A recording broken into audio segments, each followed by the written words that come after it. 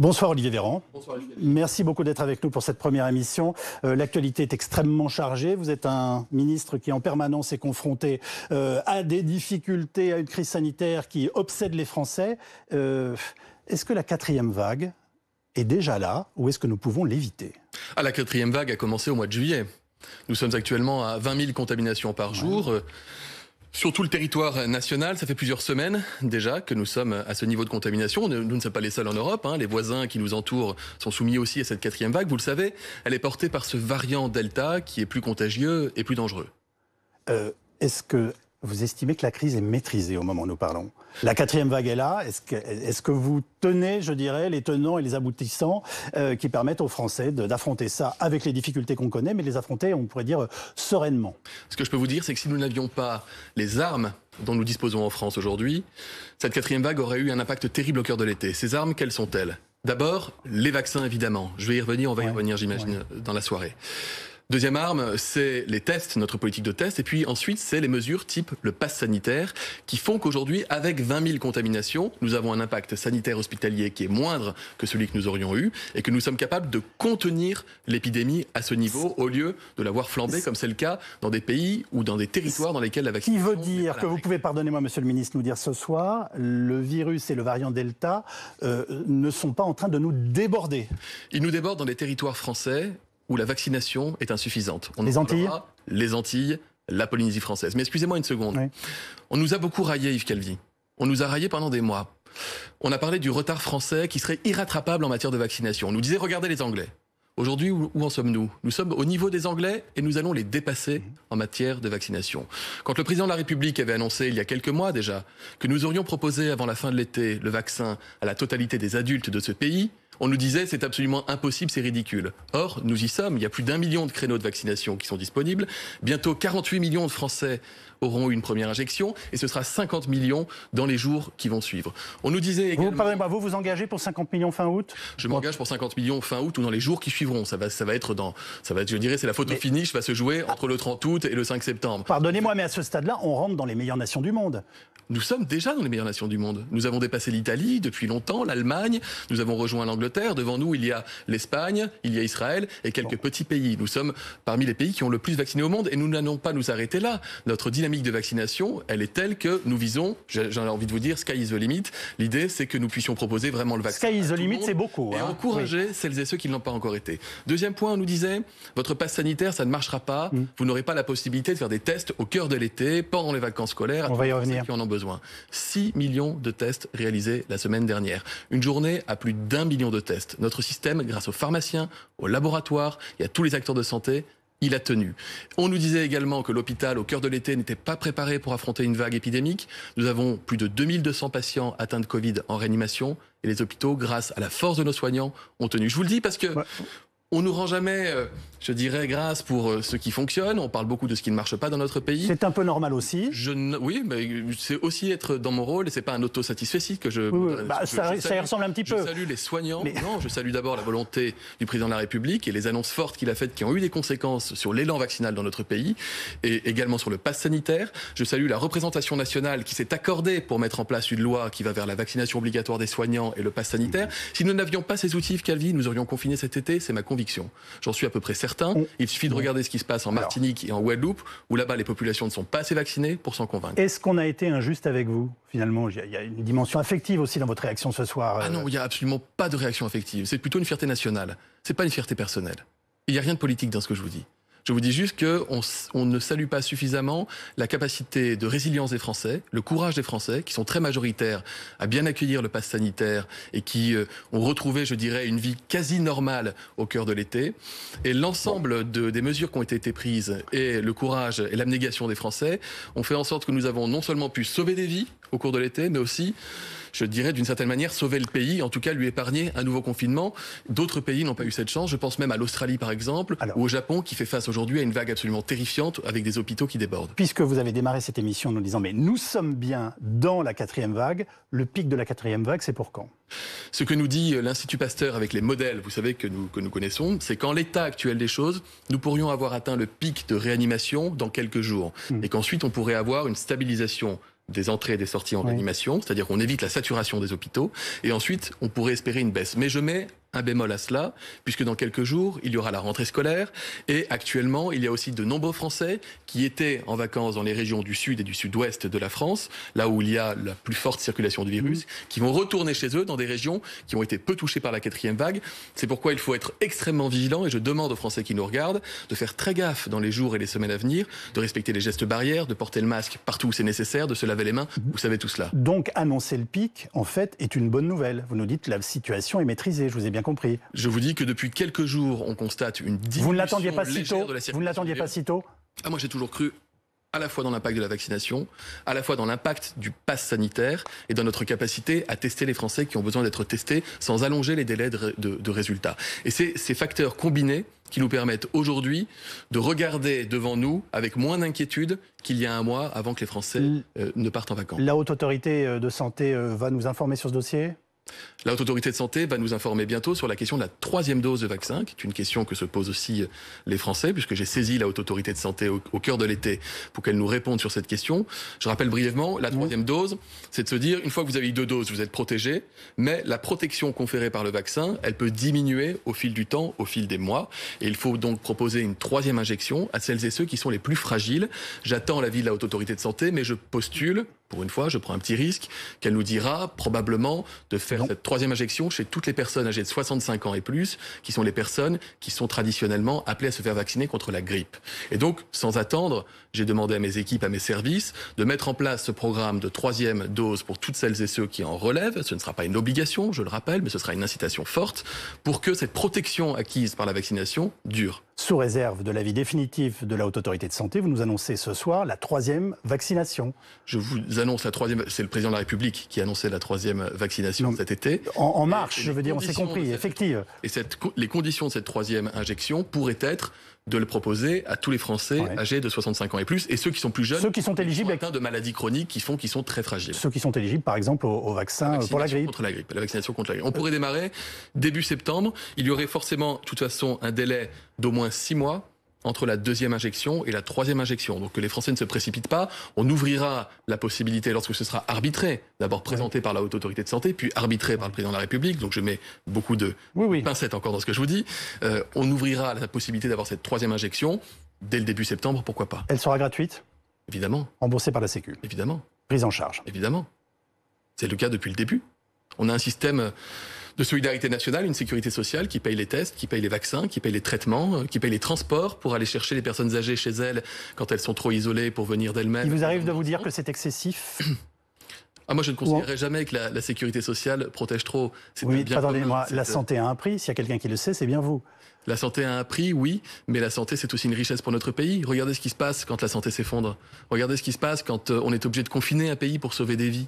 Regardez l'impact sur l'économie. Alors j'ai vu les bonnes nouvelles, que l'activité économique dans notre pays repartait très fort et que l'impact sur le travail serait beaucoup plus faible en France que ce qu'il est à l'étranger grâce aux réformes qui avaient été prises depuis 2017. Si je vous dis néanmoins, et c'est peut-être vrai pour l'ensemble du système, ce qui n'a pas de prix n'est pas toujours respecté. Et ça explique peut-être un certain nombre de difficultés que vous avez eu à mettre en place, un certain nombre de choses dans cette crise. Qu'est-ce que ça vous inspire comme commentaire ? D'abord, on pourrait disserter longtemps sur le fait de savoir si... c'est une question quasi philosophique, oui. Est gratuite pour les Français. Moi, je vous dirais que la sécurité sociale, elle est financée par les cotisations des Français. Ça tombe pas de nulle part. Et quand vous payez vos impôts à la fin du mois, quand on vous prélève des cotisations sur votre feuille de paye, parfois vous râlez en vous disant qu'en France, on vous prélève beaucoup. Enfin, quand vous avez besoin, vous recevez en fonction de vos besoins. Et vous n'êtes pas privé de cela. C'était pas comme nos voisins où il faut payer les tests depuis 1 an et demi, où parfois il y a un reste à charge sur les vaccins, etc. Alors, en France, on ne se pose pas cette question. Pourquoi ? Parce qu'on a un système de cotisation. C'est peut-être aussi une occasion de se souvenir de la raison pour laquelle nous payons des impôts. Impôts que nous n'augmentons pas. C'est-à-dire qu'on a réussi à stabiliser le système. Quand vous avez vu fleurir tous ces étals devant les pharmacies pour faire des tests, est-ce que vous avez trouvé ça absolument normal, nécessaire ? Est-ce que vous n'avez pas craint à un moment ou à un autre des abus ? Des abus, il y en a toujours. L'abus de droit, ça va avec l'ouverture d'un droit. Et la difficulté d'accéder à un droit va aussi avec l'ouverture d'un droit. Donc c'est les deux qu'il faut travailler. Il faut réduire les inégalités, C'est ce que nous faisons, par exemple, avec les barnums de test ou les barnums de vaccination jusqu'au pied des tours dans les quartiers populaires, où on allant chercher les petits papis, les petites mamies. Je dis ça avec tendresse, pas du tout avec mépris. Il faut les chercher chez eux pour pouvoir les vacciner même à domicile, pour celles et ceux qui sont trop éloignés encore de cela.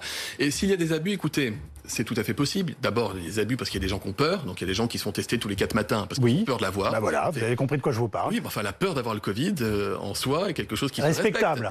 Je ne mets pas exactement la même tonalité quand il s'agit de personnes qui, bien qu'étant appelés à se faire vacciner, refusent obstinément de se faire vacciner et préfèrent continuer de se faire tester. Mais vont faire les tests. Pour cela, le président de la République l'a annoncé, il y aura aussi des mesures avec la fin d'un remboursement systématique de tous les tests, sans condition, d'ici à la mi-octobre. Alors, dans 10 jours, c'est le retour à l'école. On craint une flambée de cas chez les plus jeunes. Le professeur Arnaud Fontanet s'en inquiète, comme Lila Boadma du Conseil scientifique. C'était chez nos confrères d'RMC. On écoute cette spécialiste. On peut craindre que cette rentrée, ce soit une épidémie pédiatrique, avec des conséquences aujourd'hui qu'on ne sait pas évaluer. Sur la gravité, est-ce que le variant Delta est plus grave pour nos enfants? Et puis, ces enfants sont aussi des enfants qui sont atteints de cette fameuse maladie qu'est le Covid long, avec ces symptômes qui durent pendant des mois dont on ne connaît pas la physiopathologie.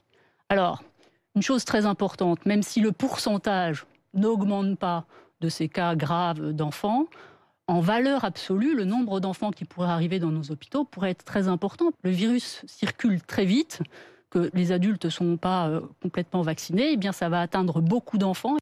Le professeur Fontanet nous dit que la moitié des nouvelles contagions se font chez les enfants. Est-ce qu'il faut être inquiet pour nos enfants?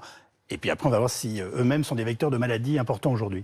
D'abord, rappeler que les enfants de moins de 12 ans ne peuvent pas être vaccinés, puisqu'il n'y a pas d'autorisation, ni au niveau national, ni au niveau international. Il y a des études qui nous permettront de savoir si on peut proposer ce vaccin aux enfants, mais à l'heure actuelle, je ne peux pas autoriser la vaccination des enfants. Ce qui fait que les enfants, contrairement aux adultes, n'ont pas la protection qui leur est accordée par le vaccin. Ça, c'est une première chose. Ensuite, vous souhaiteriez pouvoir le faire dans l'attente d'études qui nous le confirment? Si c'est des études qui montrent qu'il est sûr et efficace, on sera évidemment amené à se poser la question, voire à le proposer, comme on le fait pour un certain nombre de vaccins. Mais pour l'instant, c'est de la politique fiction, puisque je n'ai pas encore les résultats. On a 11 vaccins obligatoires en France, si je me souviens bien. Tout à fait, mais qui ont bénéficié d'études en bonne et due forme et qui nous permettent de le proposer. J'entends bien. Vous savez qu'on ne joue pas avec la santé, on ne fait pas de pari avec la santé des Français, encore moins avec celle des enfants. Donc, dans l'immédiat, qu'est-ce qu'on fait ? D'abord, on applique les gestes barrières avec le port du masque qui est obligatoire pour les enfants qui peuvent le porter dans les conditions que vous connaissez. Jean-Michel Blanquer a eu l'occasion de présenter et il veillera au respect du protocole sanitaire dans les écoles, dans l'ensemble des écoles, des collèges et des lycées, avec la possibilité de fermer, hélas, des classes s'il y avait des cas positifs diagnostiqués, puisque, à nouveau, on ne veut pas priver les enfants d'éducation, c'est une priorité pour la nation, et vous le savez, mais de l'autre côté, on ne veut pas faire prendre de risques à d'autres enfants inutilement, j'allais dire. Donc, il y a ce protocole sanitaire. Ensuite, il y a toutes les mesures barrières. Ensuite, j'ai envie de vous dire, plus les parents sont vaccinés et plus les grands-parents sont vaccinés, moins il y aura de circulation au sein de la sphère familiale du virus, et donc moins il y a le risque de transmettre à d'autres enfants le virus qui pourraient ensuite le transmettre à l'école. Quand on est adulte, se vacciner, c'est aussi penser aux enfants. C'est aussi penser aux enfants qui ne peuvent pas, qui n'ont pas la chance de pouvoir être protégés.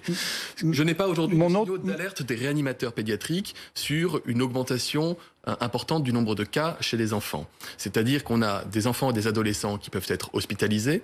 La plupart ont des comorbidités, c'est-à-dire des maladies chroniques qui les rendent très fragiles. Et on a aussi des tout petits, des nourrissons, je termine juste là-dessus, des tout petits nourrissons dont la maman a attrapé le Covid pendant la grossesse. Et dans certaines situations, on est obligé d'extraire l'enfant pour pouvoir admettre la maman en réanimation. Et là, il peut y avoir des conséquences dramatiques. C'est le cas de ce bébé dont on se demande s'il est décédé du Covid.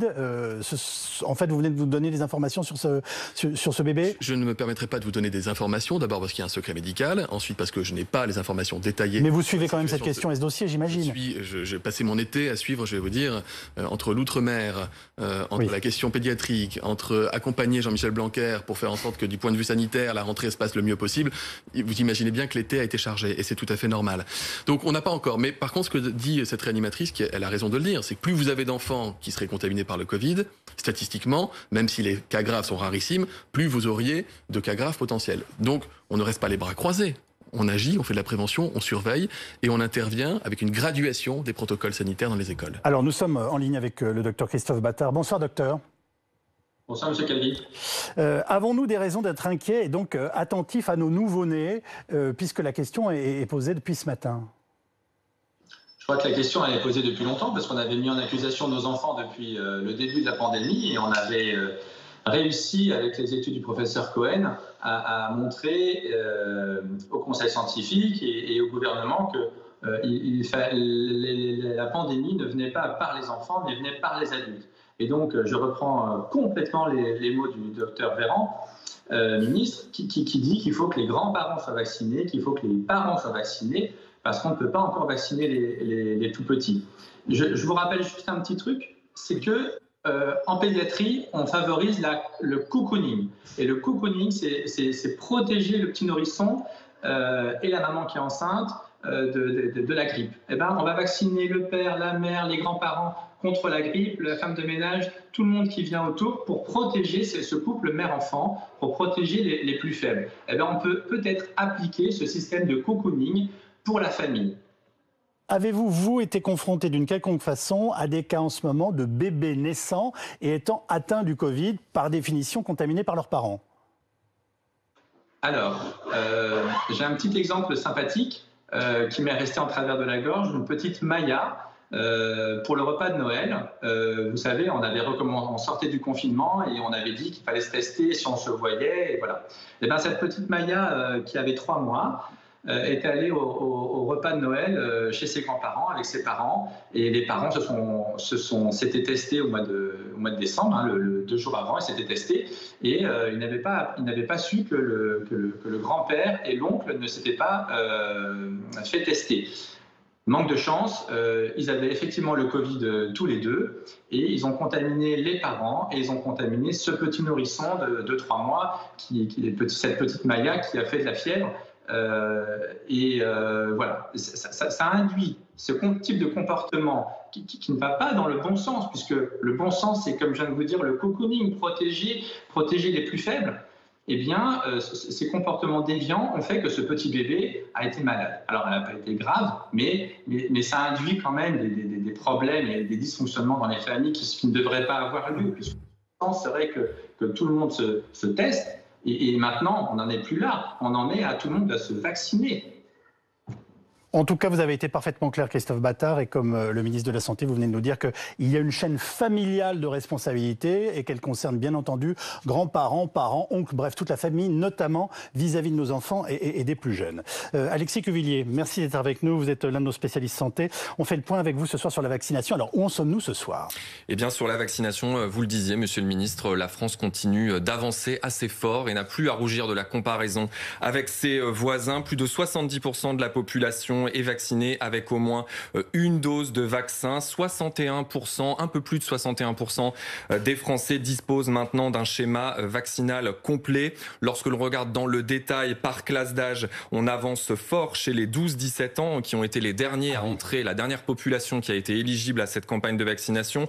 32,4% d'entre eux disposent d'un schéma vaccinal complet et le ministre de l'Éducation nationale s'est félicité qu'on ait dépassé les 55% de protection avec une dose. 62,7% de schéma vaccinal complet chez les 18-24 ans et puis des niveaux de protection extrêmement élevés chez les seniors et notamment chez les 75-79 ans, 91,8%.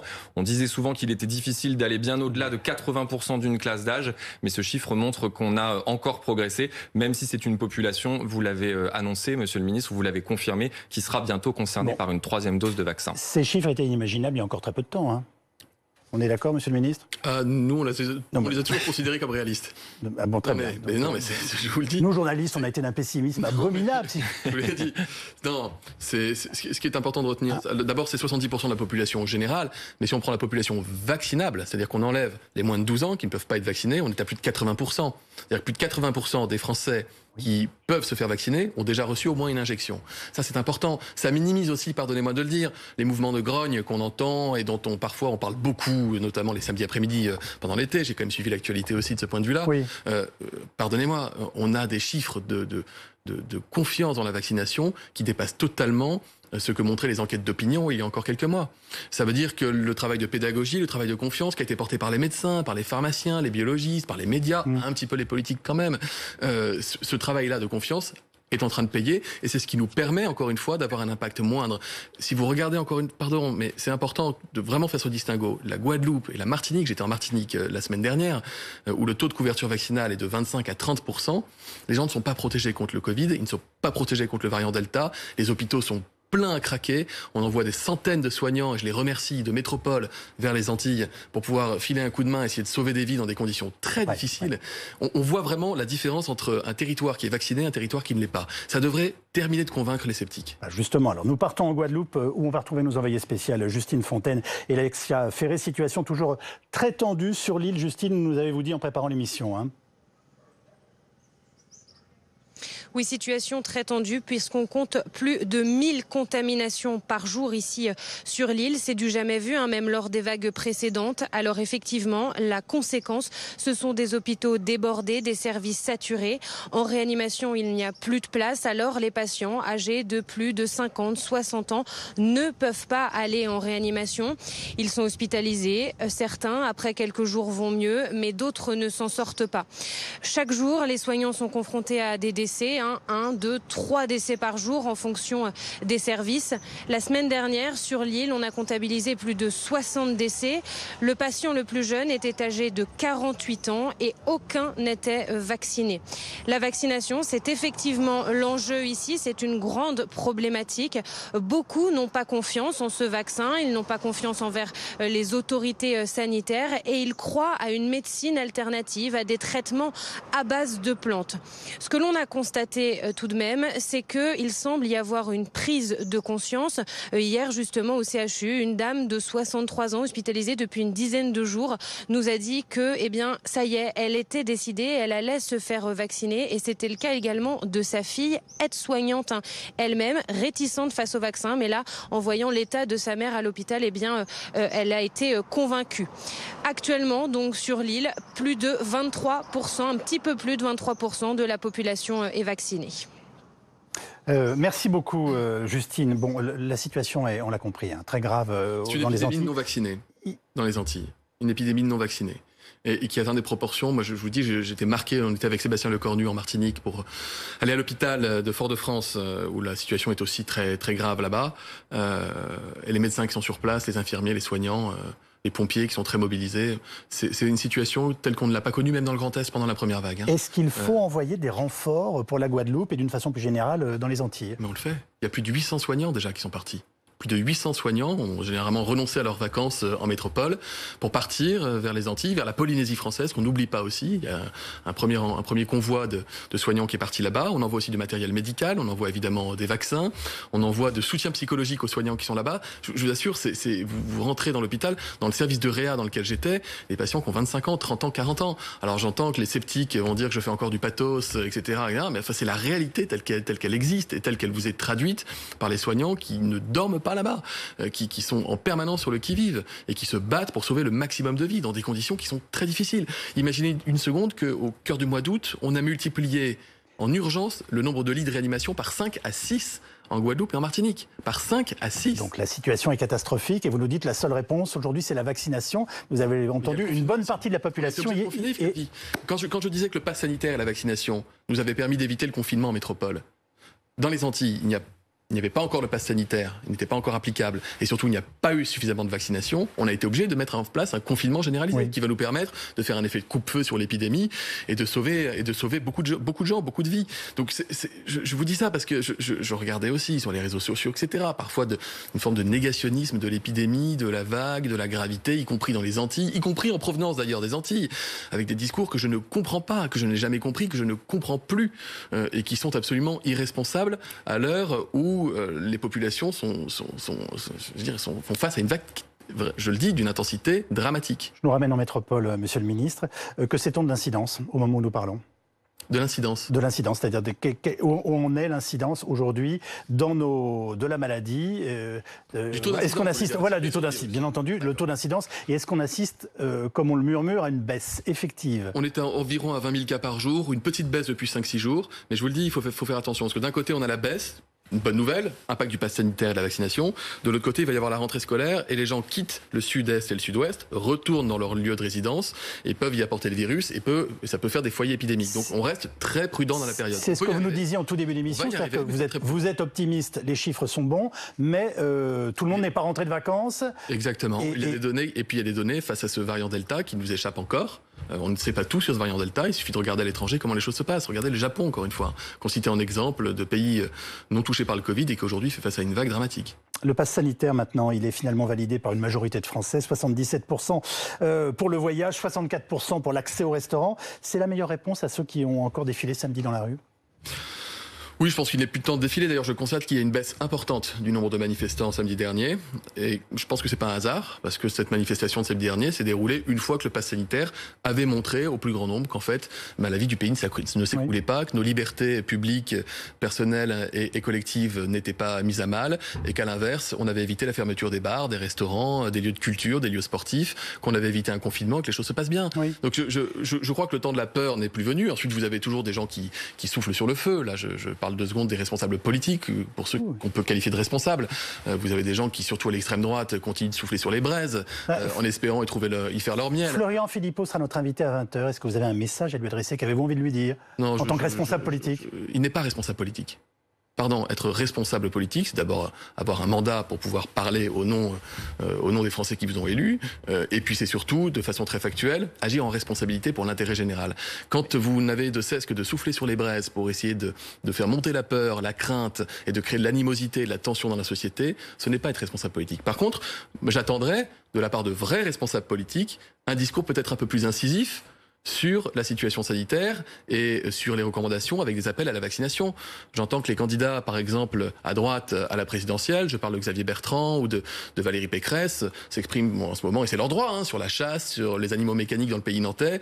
C'est très bien, je vois les vidéos, c'est important pour les Français. Enfin, j'attends aussi un discours responsable, fort, sur ce qui concerne 60 millions de nos concitoyens. C'est-à-dire, soyons plus précis. Des mois et des mois. Mais un appel général. Vous savez, j'ai l'impression que c'est à la fin de la bataille qu'on nous expliquera comment on aurait dû faire. C'est parfois comme ça que les choses se passent. Donc comme on est en train de gagner cette bataille, je pense qu'ils vont bientôt s'exprimer pour dire que c'est comme ça qu'il fallait faire, je l'espère.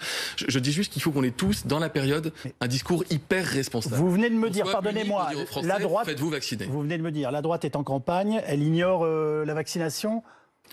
Je ne dis pas qu'elle ignore la vaccination, je dis que dans les sujets, quand on commence une campagne présidentielle, dans une période Covid comme celle qu'on connaît, sachant que le Covid va de toute façon marquer la campagne présidentielle, que le Covid soit éteint ou non au moment où les Français seront appelés à voter, on va vivre pendant des mois encore avec, à minima, l'ombre portée du Covid sur le pays. Donc j'attends un discours extrêmement volontariste sur la vaccination, notamment à destination de l'outre-mer, ou des personnes qui, dans les quartiers populaires, par exemple, ne sont pas encore assez vaccinées.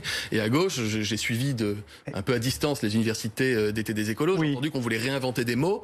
C'est formidable de changer la langue française, mais à nouveau, l'urgence pour les Français, dans leur quotidien d'aujourd'hui, ce qui les marque, ce qui les frappe, ce qui les touche, et là où ils attendent des responsables politiques un discours fort et uni, c'est sûr, faites-vous vacciner. N'ayez pas de crainte, allez-y. On travaille très bien avec les collectivités locales, on travaille très bien avec les élus locaux, de tous les bords politiques. Les choses se passent, je le dis, très bien. Au niveau des responsables nationaux, je les trouve très discrets dans la période. Vous êtes en train de régler des comptes avec tous ceux qui vous ont critiqué pendant des mois? Je ne me permettrai pas de régler des comptes. Ça ressemble un peu à ça. Yves Calvi, je ne personnalise pas les choses. Si j'avais personnalisé les choses depuis 1 an et demi, je ne serais peut-être pas devant vous aujourd'hui. Vous venez quand même de me dire que Valérie Pécresse, vous ne voulez même pas parler de Florian Philippot, et que Valérie Pécresse, pardonnez-moi, et Xavier Bertrand, en gros, ne sont pas à la hauteur de la situation en ce moment par rapport aux vrais enjeux, ce que vous estimez être les vrais enjeux de la crise que traverse la France, qui est une crise sanitaire. Je vous dis que l'urgence absolue pour la nation, à l'heure à laquelle je vous parle, c'est que les 15% de Français qui ont fait le choix de ne pas se faire vacciner aillent se faire vacciner, et que les 70% d'Antillais qui n'ont pas encore été vaccinés, vu la vague qu'ils affrontent aujourd'hui, aillent se faire vacciner. Et j'attends qu'on ait un discours en responsabilité, d'unité nationale. On est capable de la retrouver. On l'a retrouvée sur le pass sanitaire et sur la vaccination obligatoire des soignants, et je l'ai salué. Je dis juste que j'ai trouvé tout le monde très discret pendant la période estivale. Donc j'appelle chacun à se positionner et à nous dire oui ou non. J'attends que les écolos, par exemple, qui sont très ambivalents pour certains d'entre eux, pas tous, mais très ambivalents, c'est-à-dire j'ai entendu qu'un des candidats à la primaire écolo avait un discours quasiment anti-vax, assumé. J'attends que chacun se positionne. Et je souhaite que chacun se positionne dans un sens collectif. C'est ce qu'on peut constater à l'étranger. À l'étranger, vous avez des oppositions au pouvoir en place qui sont capables de dire on accompagne le gouvernement dans la vaccination. et on fixe ce cap. Ensuite, on parlera. On se disputera sur l'économie, sur le social, sur tout ce qu'on veut, sur la sécurité. Mais aujourd'hui, la priorité, c'est celle-ci. Bon, vous échappez pas. Il n'est jamais trop tard pour être responsable. Ah, il n'est jamais trop tard pour être responsable.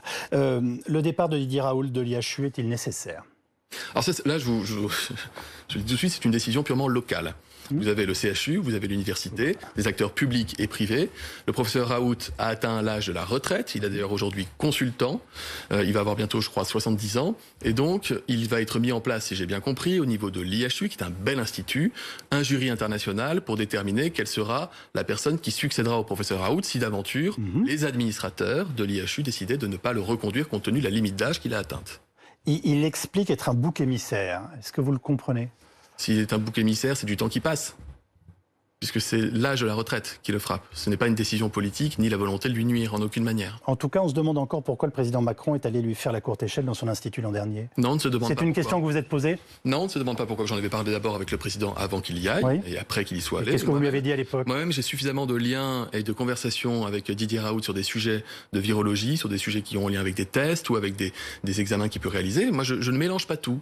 Il y a le Didier Raoult qui est le scientifique international et touche à tout, qui est capable de déployer des trésors d'imagination pour faire des tests là où les autres n'ont pas encore pu trouver le moyen d'en faire. Et puis il y a le Didier Raoult un peu plus ténébreux à la tête d'un IHU où le taux de vaccination est encore faible avec des discours qui sont parfois assez ambivalents. Et le président de la République n'ignorait pas cet état de fait quand il est allé le voir. On était assez loin de la vaccination. Yves Calvi, c'était il y a bientôt 1 an et demi.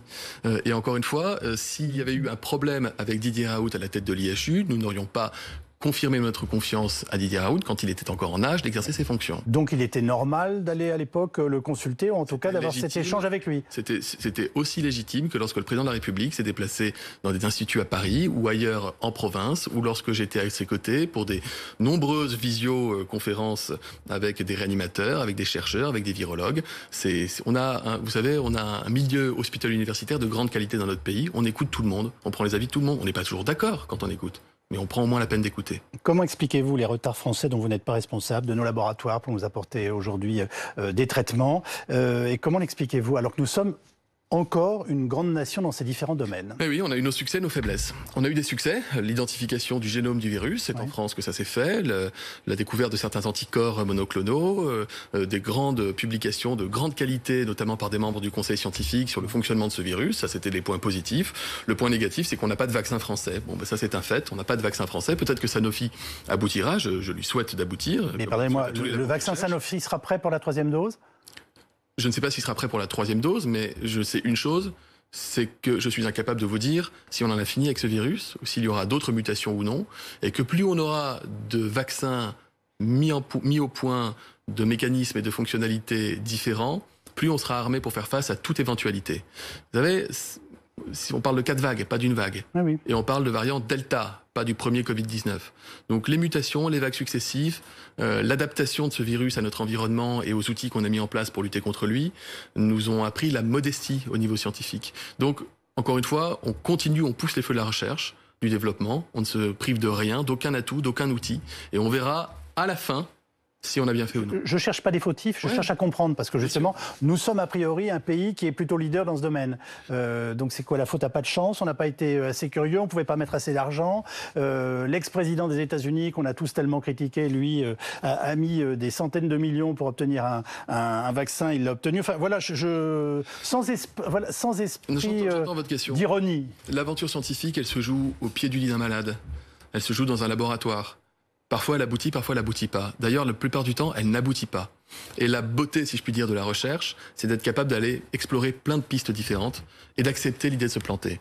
Je vais vous dire, c'est pas une question de moyens mis dans la recherche, c'est pas une question de qualité de nos scientifiques, c'est une question que les portes que nous avons empruntées n'ont pas été des portes qui nous ont permis d'aboutir. Là où d'autres ont peut-être emprunté moins de portes et on a trouvé qui les conduisaient sur le bon chemin. Ce n'est pas terminé, ce n'est pas derrière nous. Vous nous annoncez une élection présidentielle sous Covid, qu'on le veuille ou non? Je vous annonce que dans les prochains mois, le Covid sera présent. Il sera présent dans notre pays et qu'ensuite il sera présent dans les esprits. Il faudra alors réparer aussi les conséquences du Covid. Je pense à la santé mentale. des Français, par exemple. Le président de la République a annoncé des assises de la santé mentale et de la psychiatrie pour le mois d'octobre.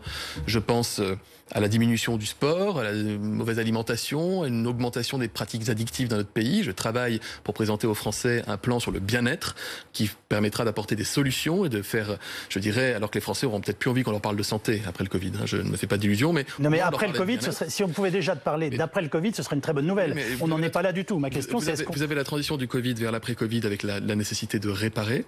Et ensuite, nous avons continué de réformer pendant le Covid dans notre pays. Nous n'avons pas arrêté les réformes. Les lois se sont succédées avec un agenda qui était un agenda extrêmement ambitieux et nous allons continuer à réformer jusqu'à la présidentielle. Donc, je n'oppose pas Covid et présidentielle. Oui. Je vous dis que nous risquons effectivement d'avoir et Covid et présidentielle, ce qui n'empêchera pas d'avoir une campagne sur des sujets importants pour l'avenir de notre pays. Mais nous sommes d'accord, vous et moi, pour dire que la présence du Covid, qui est la plus probable, si je vous suis bien, pèsera d'une façon ou d'une autre sur cette élection présidentielle. En tout cas, elle pèsera dans l'esprit des Français. Elle pèsera dans l'esprit des Français. Et ce sera aussi l'occasion pour nous de rappeler ce que nous avons fait. Le quoi qu'il en coûte, qui fait que les commerces n'ont pas fermé, que les restaurants sont encore ouverts, que le milieu culturel ne s'est pas effondré. Vous le rappelez tout à l'heure, la sécurité sociale qui a permis à chacun d'être soigné, quels que soient ses moyens, et en fonction de ses besoins. C'est toutes ces questions-là qui feront évidemment partie de la campagne. Ce sera peut-être une des dernières questions de cette interview. Est-ce qu'on peut échapper à un déconfinement à l'automne Monsieur le ministre. À échapper à un confinement. À un confinement, bien sûr, à un reconfinement. Mais écoutez, pour l'instant, nous avons échappé à un reconfinement au cœur de l'été. Ce qui n'est pas le cas de tous les pays. Certains pays ont dû reconfiner en catastrophe pendant l'été. Nous y avons échappé. Vaccin, pass sanitaire, test, gestes barrières. On connaît la recette. Si on l'applique dans la durée, je suis confiant. Donc, reconfinement, pour l'instant, il n'en est pas question. Je vous dis juste que si on avait été obligé de reconfiner, on l'aurait fait cet été à cause du variant Delta, très contagieux. Donc sous réserve qu'il n'y ait pas de nouveaux variants et sous réserve qu'on puisse continuer à vacciner comme nous le faisons en France, je suis confiant. Je ne l'ai pas souvent dit. Avant de nous séparer, une dernière question. Très simplement là aussi, qu'avez-vous envie de dire aux Français qui continuent d'être réticents à la vaccination pour toutes sortes de raisons et dont un certain nombre ont l'impression qu'on les traite comme des imbéciles, des incapables, des gens qui ne comprennent pas la science, enfin voilà, et qui voient un deuxième motif, je dirais, d'insatisfaction et finalement de sentiment de rébellion? Je leur dirais que les hôpitaux, les réanimations, les services d'urgence sont remplis de personnes qui avaient peur du vaccin au lieu d'avoir peur du virus. Qu'on n'est jamais responsable quand on tombe malade. Et que j'ai la même empathie pour quelqu'un qui est malade, qui avait fait le choix de ne pas se vacciner, ou pour quelqu'un qui, c'est plus rare, aurait fait le choix de se vacciner, mais qui a quand même attrapé le Covid. Et je ne pointe du doigt absolument personne. Je dis en revanche que le discours qui consiste à dire « j'attends, on n'a pas assez de recul », ce discours n'est plus vrai. Et il ne l'était déjà pas avant l'été, il l'est encore moins maintenant. Plusieurs milliards d'humains ont été vaccinés. Oui. Nous avons toutes les démonstrations possibles et imaginables qui montrent que le vaccin est sûr, qu'il est efficace, qu'il protège notre pays, qu'il protège les enfants, on en a beaucoup parlé ce soir, qu'il n'est plus temps d'attendre. Encore une fois, la peur doit changer de camp, de la peur du virus, de la peur du vaccin, on doit passer à la peur du virus. Quant aux pancartes qu'on voit dans certaines manifs, oui. Quant à des discours qui sont totalement complotistes, quant à des gens qui sont complètement barrés, vous savez, il y a des gens qui sont parmi les leaders d'opinion des antivax, vous avez des gens qui sont objectivement dans une forme de paranoïa, je les plains, il ne faut pas leur donner trop d'importance, on en voit sur certaines chaînes info nationales, hélas, et on leur donne parfois trop de place, et ça me retourne un peu le ventre, et je sais que ça retourne le ventre des médecins qui se battent dans les hôpitaux au quotidien. Et puis il y a des gens qui font ça par cynisme, ils sont moins nombreux, généralement ils ont des ambitions politiques, des formes de hyènes de la vie politique, si je puis dire, qui se repaissent de tout ça. Il n'est plus temps de cela. Agir en responsabilité, c'est encore une fois avoir ce discours qui rassure, qui explique, qui ne donne pas de fausses rassurances. Et je vous l'ai dit ce soir, en toute humilité, je ne peux pas vous dire, je souhaite que nous ne soyons pas obligés de reconfiner. Je pense que nous avons les moyens de ne pas reconfiner. Peut-être que dans 3 mois, 4 mois, le Covid aura muté, m'aura donné tort, vous me réinviterez, il y aura des vidéos qui montreront cette séquence en disant, vous avez vu, il s'est encore trompé, etc. Peu importe. Moi, je dis ce que je sais, je dis ce que je ne sais pas. Et ce que je sais aujourd'hui, c'est qu'on a les moyens de se protéger. On entend vous accueillir avant 3 mois. Une dernière question politique importante ce soir, qui fera l'objet d'ailleurs d'une seconde partie de notre émission. Un Afghan a été placé sous surveillance, il était rapatrié par les services français. Est-ce que vous pensez qu'il doit être, on le soupçonne tout simplement d'être en lien avec les terroristes ou d'être un terroriste lui-même, faut-il l'expulser? La France a rapatrié pas loin de 1000 Afghans, qui sont des Afghans qui ont servi la France en Afghanistan. Et pour certains d'entre eux, qui ont aidé à rapatrier des Français. C'est le cas de cet Afghan. Certains ont transité par Abu Dhabi. Proche des talibans pour être très exact. Il n'a pas pu être contrôlé, tout le monde n'a pas pu être contrôlé sur place, considérant les conditions d'évacuation. Vous connaissez aussi bien que moi. Certains ont été contrôlés à Abu Dhabi. Et parmi eux, parmi les 1000, il y en a un dont on soupçonne des liens avec les talibans. Absolument. Donc cette personne est actuellement maintenue à résidence, sous surveillance par la DGSI, excusez du peu, ne peut pas sortir, et c'est un contrôle extrêmement étroit qui est fait. Son entourage fait aussi l'objet de mesures de contrôle et de vigilance. Si la justice devait être saisie parce qu'il y avait des preuves de cela, la justice pourrait être saisie, la personne pourrait être même, pourquoi pas, incarcérée. Elle n'est pas libre de se promener, de se balader dans le pays. Il ne faut pas faire peur inutilement. 1 sur 1000, ça peut arriver. Il faut évidemment l'éviter. Je fais confiance au ministre de l'Intérieur. Vous venez de nous donner là, les circonstances et tout ce que l'on sait. La question que vous pose l'opposition ce soir et que je vous pose moi aussi, c'est faut-il l'expulser? En tout cas, la droite, en ce moment, demande son expulsion immédiate. Je vous ai répondu, il y a actuellement un soupçon. Il y a actuellement un soupçon. Donc on n'expulse pas sur un soupçon. De lien avec les talibans. Si le lien était avéré, la justice pourrait être saisie, il pourrait être incarcéré. Même au-delà de l'expulsion, il pourrait être incarcéré. Aujourd'hui, il est encore une fois sous surveillance étroite. Il ne peut pas circuler dans notre pays. Merci beaucoup Olivier Véran d'avoir été le premier invité de cette émission ce soir. Revenez nous voir un peu plus vite que dans 3 mois. Ce sera une très bonne chose. Car bonne saison à vous. Merci infiniment à vous. Dans un instant sur BFM TV. 3D, le reportage.